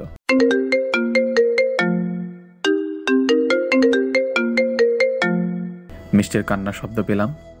সোনা, কান্না করছো কেন? কি হয়েছে? বাবা রাজি হয়নি, তুমি বেকার বলে বাবা রাজি হলো না। আমি এখন কি করব বলো? চলো আমরা পালিয়ে বিয়ে করি। না, আমি পরিবারের মতের বিরুদ্ধে যেতে পারবো না, আমাদের ভালোবাসা সার্থক হলো না। মিষ্টি, মিষ্টি, কি বলছো এগুলো? আমি বাঁচবো না তোমাকে ছাড়া, প্লিজ আমাকে একা করে দিও না। পাগলামি করো না, আমাকে খারাপ ভেবে ভুলে যেও সোনা, দেখবে আমার থেকে ভালো মেয়ে তোমার জীবনে আসবে। আমার তোমাকেই লাগবে, প্লিজ আমার সাথে থাকো, খুব যত্ন করে রাখবো তোমায়। আমার শেষ একটা রিকোয়েস্ট, তুমি আমাদের ভালোবাসার কথা নিয়ে প্লিজ বাবার কাছে এসো না। প্লিজ যেও না আমাকে একা রেখে, আমি তোমাকে অনেক ভালোবাসি, বাঁচবো না আমি তোমাকে ছাড়া। আমি রাখছি, আমাকে ক্ষমা করে দিও, ভালো থেকো। পৃথিবীতে এরকম হাজারো ভালোবাসা হেরে যায়, চাকরি, বাস্তবতা, পরিবারের দোহাইয়ের কাছে। আমি আবার কল দিলাম, এইবার ওপাশ থেকে বলে উঠলো, আপনার কাঙ্ক্ষিত নাম্বারে সংযোগ দেওয়া সম্ভব হচ্ছে না। আমি বারবার কল দিচ্ছিলাম, কিন্তু বারবার একই কথা আসছিল। আমি ফেসবুক, ইমো, মেসেঞ্জারে ট্রাই করতে গেলাম, কিন্তু এক এক করে সেখানেও আমাকে ব্লক করে দিল মিষ্টি। আমি একদম ভেঙে পড়ে ফ্লোরে বসে পড়লাম আর অঝরে কান্না করতে লাগলাম। কেন করলে এমনটা মিষ্টি? তুমি তো ভালো করেই জানতে আমি তোমাকে ছাড়া বাঁচবো না। কেন এইভাবে আজ আমাকে একা রেখে চলে গেলে? আমি তোমাকে ছাড়া থাকতে পারবো না। আমি তোমার বাবার কাছে যাব, ওনার পা ধরে তোমাকে ভিক্ষা চাইব। আমি মনে মনে এসব ভাবতে ভাবতে কখন ঘুমিয়ে পড়েছি জানি না। সকালে ঘুম থেকে উঠে কান্না করতে করতে রুম থেকে বের হয়ে গেলাম। কান্না করতে করতে মিষ্টিদের বাসার সামনে গিয়ে বেল বাজালাম। দরজাটা খুলে দিল একটা ইয়াং ছেলে এসে। ছেলেটাকে দেখে আমি যেমন অবাক হলাম, ঠিক ততটাই অবাক হলো ছেলেটি। আমি রুমে প্রবেশ করে দেখি মিষ্টি মাথায় কাপড় দিয়ে সোফায় একটি ছেলের পাশে বসে আছে। এটি দেখে অবাক চোখে আমি তাকিয়ে রইলাম। রুমের মধ্যে আরো অনেকেই ছিল, জানি না কারা এরা। আমার এত কিছু বোঝার সময় ছিল না। আমি সঙ্গে সঙ্গে মিষ্টির বাবার কাছে গিয়ে ওনার পা জড়িয়ে ধরলাম আর বলতে লাগলাম, প্লিজ আঙ্কেল, আমাদের ভালোবাসাকে ভেঙে দিবেন না। আমি মিষ্টিকে অনেক ভালোবাসি, দয়া করে মিষ্টিকে আমার হাতে তুলে দিন। আমার কথা শুনে রুমের মধ্যে থাকা সকলে উঠে দাঁড়ালো। আসলে রুমের মধ্যে অন্যরা ছিল, ছেলে পক্ষের লোকজন। ছেলেটাও ছিল যে মিষ্টির সাথে বসেছিল। আপনারা কি ভাবছেন নাটকের মতো ছেলে পক্ষ এগুলো শুনে বিয়েটা ভেঙে দিবে আর মিষ্টিকে আমার সাথে বিয়ে দিবে? এমন কিছুই না, কারণ মিষ্টির বিয়ে যার সাথে ঠিক হয়েছে ছেলেটি ছাত্রলীগের বড় নেতা। দেখুন কি হয়। আরে ভুল বুঝবেন না, ছেলেটাকে আমরা কেউ চিনি না। আঙ্কেল এগুলো কি বলছেন? আমি আর মিষ্টি দুজনকে অনেক ভালোবাসি। এই কে তুমি? পা ছাড়ো আমার। আপনারা বিশ্বাস করুন, আমি আর মিষ্টি দুজনকে অনেক ভালোবাসি।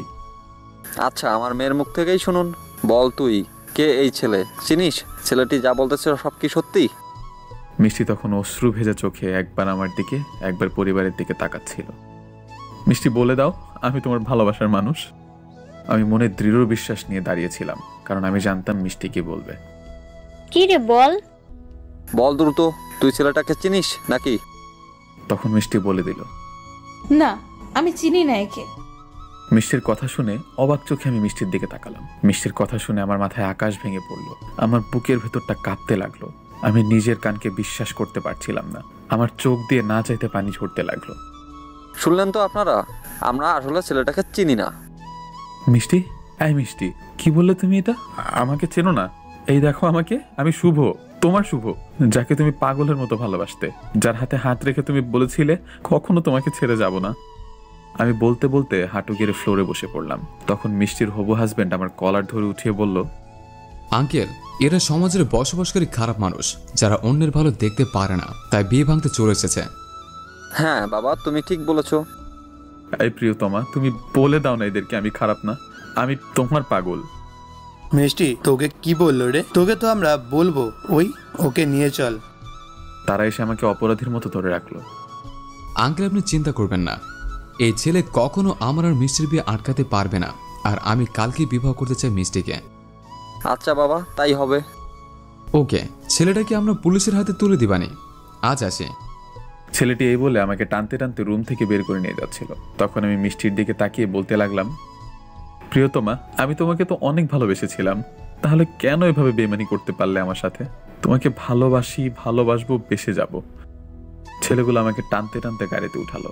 আমাকে এভাবে নিতে দেখে মামা মামি শামীম ছুটে আসলো। এইভাবে ওকে কোথায় নিয়ে যাচ্ছেন?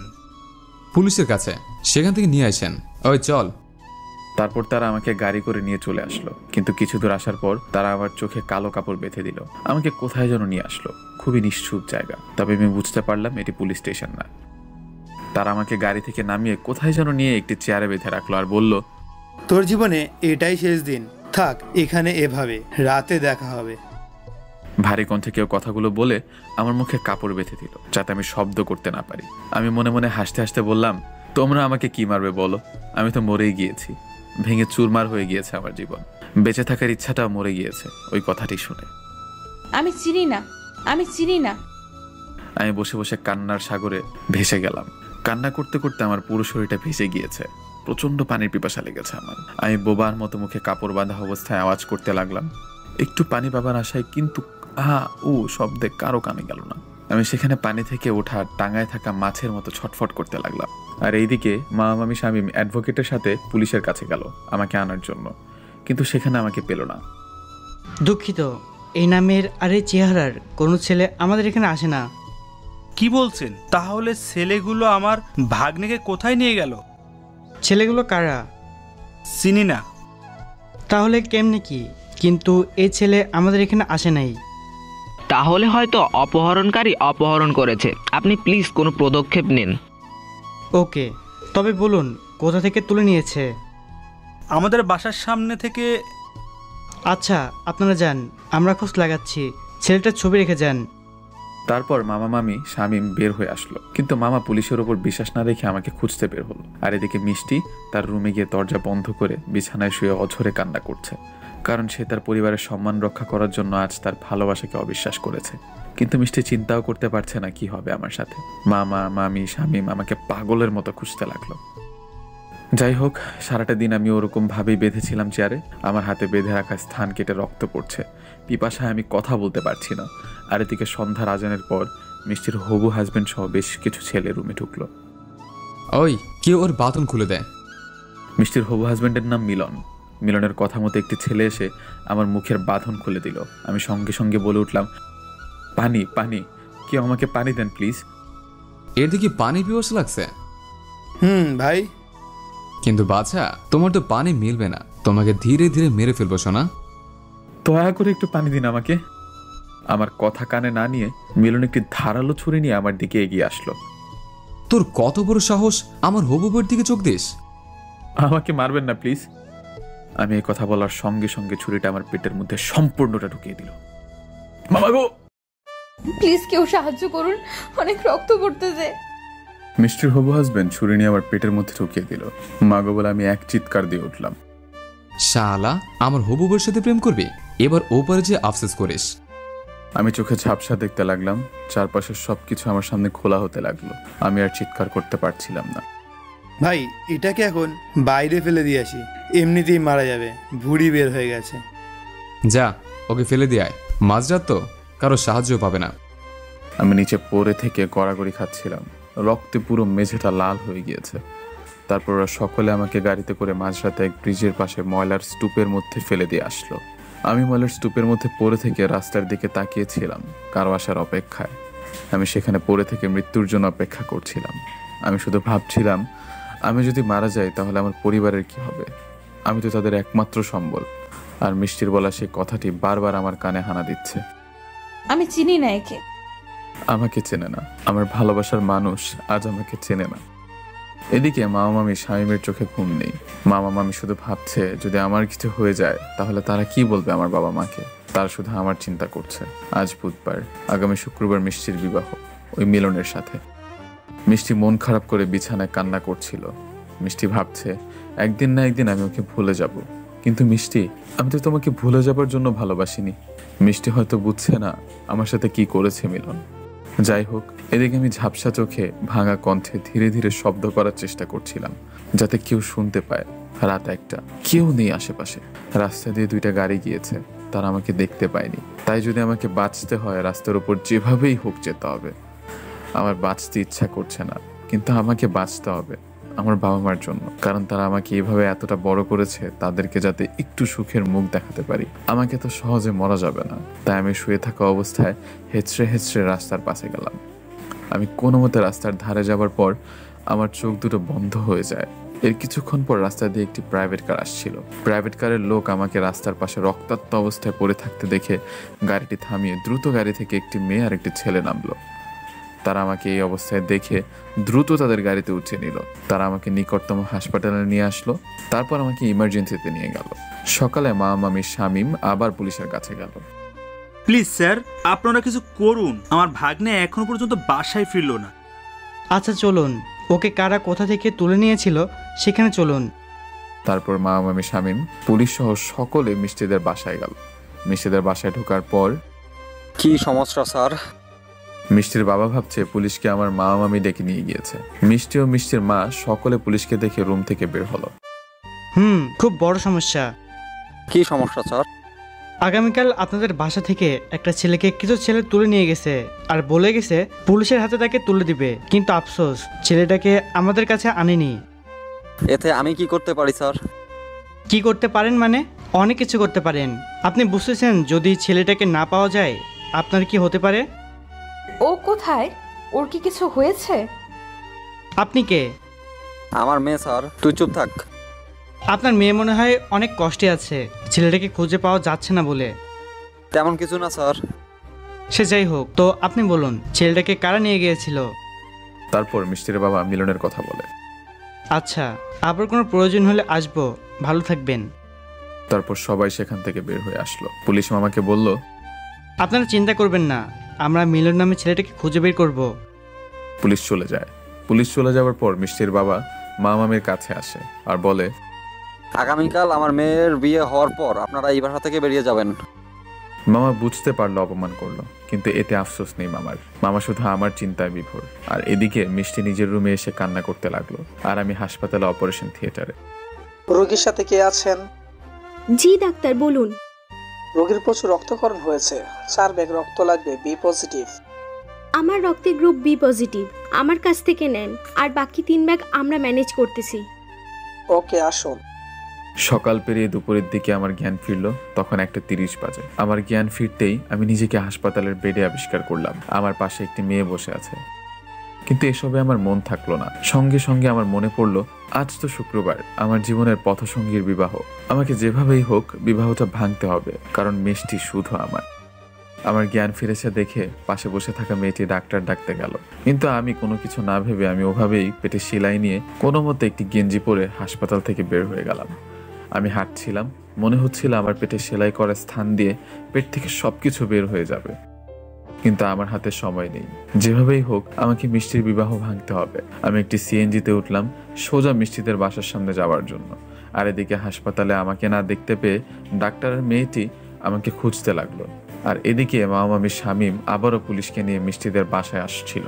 মামারা আসার আগেই আমি মিষ্টিদের বাসায় চলে এলাম।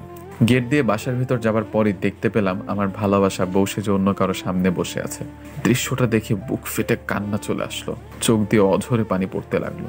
যাকে নিয়ে স্বপ্নের রাজ্যে রানী বানিয়েছি, যাকে নিয়ে বউয়ের স্বপ্ন রাঙিয়েছি, আজ সে আমার সামনে অন্য কারো পাশে বসে আছে বউ সেজে। আসলে কি পৃথিবীতে ভালোবাসা গরিবের জন্য না? আমার পেটে সেলাই করা স্থান থেকে রক্ত পড়ছিল, কারণ সিএনজিতে আসার সময় অনেক ঝাঁকি লেগেছে। রক্তে আমার প্যান্ট লাল হয়ে গিয়েছে। এদিকে বিবাহ পড়াচ্ছেন কাজী। ছেলে হয়তো কবুল বলে দিয়েছে, তাই সবাই মিষ্টিকে কবুল বলার জন্য জোর করছিল। তখন আমি ওদের কিছুটা সামনে গিয়ে বললাম, প্রিয়তমা। আমি অশ্রু ভেজা চোখে মিষ্টিকে ডাক দিলাম সেই নামটি ধরে, যেই নামে শুধু মিষ্টিকে আমি ডাকি। আমার কণ্ঠ শুনে বিদ্যুতের বেগে মিষ্টি আমার দিকে তাকালো। আমাকে দেখার সঙ্গে সঙ্গে সেখান থেকে উঠে আমার কাছে আসছিল, কিন্তু মিষ্টির বাবা মিষ্টির হাত ধরে আটকিয়ে দিল। এই প্রিয়তমা, তোমার জীবন তো এখানে, তুমি কার পাশে বসে আছো? আমাকে দেখে মিলন অবাক। তারপর মিলনের বন্ধু তার হাতে একটি লাঠি নিয়ে আমার কাছে আসতে লাগলো। প্রিয়তমা, আমার চোখের দিকে তাকাও। আমার ডাকে মিষ্টি আমার চোখের দিকে তাকালো। মিষ্টির চোখেও পানি আর আমার চোখেও পানি। মিষ্টি আমার চোখে তাকালে আমি বলে উঠলাম, ভালোবাসি, আমি মিষ্টিকে অনেক ভালোবাসি। এটি বলার সঙ্গে সঙ্গে মিলনের সেই বন্ধু আমার কাটা জায়গায় পেটে খুব জোরে একটি ঘুষি দিল। সঙ্গে সঙ্গে আমার পেটের সেলাই ছিঁড়ে গেল। আমি মাটিতে পড়ে গেলাম। কেউ আমাকে বাঁচাও। চিৎকার দিয়ে মাটিতে পড়ে গেলাম। মিলনের বন্ধু যে আবার আমাকে খুশি দিতে যাবে, তখনই পুলিশ সহ মামা মামি শামীম চলে আসলো। পুলিশকে দেখে মিলনের বন্ধু লাঠি ফেলে দিয়ে পালাতে যাচ্ছিল, সাথে মিলনও বিয়ে ছেড়ে পালাতে যাচ্ছিল, কিন্তু পুলিশ তাদেরকে ধরে ফেলে। আমার পেট থেকে এভাবে রক্ত পড়তে দেখে মিষ্টি ঝাড়ে দিয়ে তার হাত ছুটিয়ে কান্না করতে করতে আমার সামনে আসছিল দৌড়ে। আমি মিষ্টিকে আসতে দেখে নিচে পড়ে থেকে অশ্রু ভেজা চোখে তাকিয়ে দেখতে লাগলাম। মিষ্টি আমার কাছে এসে আমার মাথা তার কোলে নিয়ে কান্না করতে করতে বলল, এই তোমার কি হয়েছে? কিছু সময়ের জন্য আমি আমার সব যন্ত্রণা ভুলে গেলাম। মিষ্টিকে আমার পাশে দেখে এক ভালো লাগা কাজ করতে লাগলো। যাক, তাও তো এই ভালো লাগাটা নিয়ে মরতে পারবো। প্লিজ কেউ সাহায্য করুন, অনেক রক্ত পড়তেছে। আমি আমার রক্ত মাখা হাতে মিষ্টিকে স্পর্শ করলাম। আমি মিষ্টির চোখের দিকে তাকিয়ে আছি আর বললাম, মিষ্টি, আমি শুভ, চিনতে পেরেছো? তোমার ভালোবাসা, যার ভালোবাসা পাবার জন্য কত পাগলামি করেছো, আমি তোমার শুভ, চিনতে পেরেছো প্রিয়তমা? মিষ্টি কিছু না বলে কান্না করতে করতে আমার মাথা জড়িয়ে ধরে বলল, আমাকে ক্ষমা করে দাও, আমি অনেক বড় ভুল করে ফেলেছি। হাই প্রিয়তমা, কান্না করো না প্লিজ। তুমি কান্না করলে আমি মরেও শান্তি পাবো না। তুমি আমাকে চিনেছো, এখন আমি শান্তিতে মরতে পারবো। প্লিজ এসব বলো না, আপনারা কেউ প্লিজ সাহায্য করুন। আমার দিকে তাকাও, আমার সময় নেই, সবকিছু ঝাপসা হয়ে আসছে প্রিয়তমা। একসাথে করে বাঁচতে চেয়েছিলাম, কিন্তু সেটা আর হলো না। তুমি প্লিজ থামো। আমাকে বলতে দাও সোনা, আমার একটি শেষ ইচ্ছা আছে, রেখো প্লিজ। আমি ছাড়া আবার বাবা মাকে দেখার মতো কেউ নেই, তাদেরকে একটু দেখো প্লিজ। আর এখন তোমার কপালটা আমার কাছে আনবে একটু। মিষ্টি কান্না করতে করতে তার কপাল আমার মুখের সামনে এনে বলল, তোমার কিছু হবে না আমি থাকতে। আমি মিষ্টির কপালে চুমু এঁকে বললাম, ভালোবাসি, অনেক ভালোবাসি তোমাকে মিষ্টি। তারপর চিরদিনের জন্য আমার শ্বাস প্রশ্বাস বন্ধ হয়ে গেল। আমি নড়ছি না দেখে মিষ্টি বলল, শুভ, শুভ, এই শুভ, এই শোনা, কি হলো তোমার? এই তোমার প্রিয়তমা তোমাকে ডাকতেছে, এই ওঠো না, এই শুভ। মিষ্টি আমাকে জড়িয়ে ধরে কান্না করতে লাগলো। হাজার ডাকলেও তোমার শুভ আর উঠবে না মিষ্টি, আর বলতে পারবে না ভালোবাসি।